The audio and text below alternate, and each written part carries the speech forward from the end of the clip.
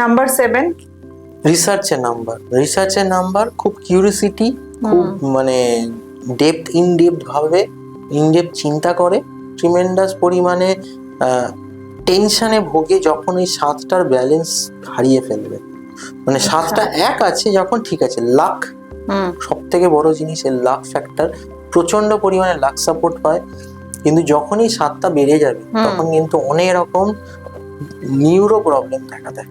আচ্ছা, ঠিক আছে, মানে তুমি বলছো যে দশা অন্তর্দশা 7 আসলে, দশা অন্তর্দশা থেকে 7 আসছে, আবার ডেস্টিনিও 7, তখন কিন্তু ডেস্টিনি ওয়াইজ তোমার কেরিয়ার প্রসপেক্টে ভালো চলবে, কিন্তু তোমার শরীরের দিক থেকে কিন্তু খুব কষ্ট দেবে, খুব পীড়া দেবে। আচ্ছা, যে কোনো রকম মানে মেটাবলিজম ডিসঅর্ডার হয় শরীরের মধ্যে, এই জায়গাগুলো থেকে বাঁচতে হবে।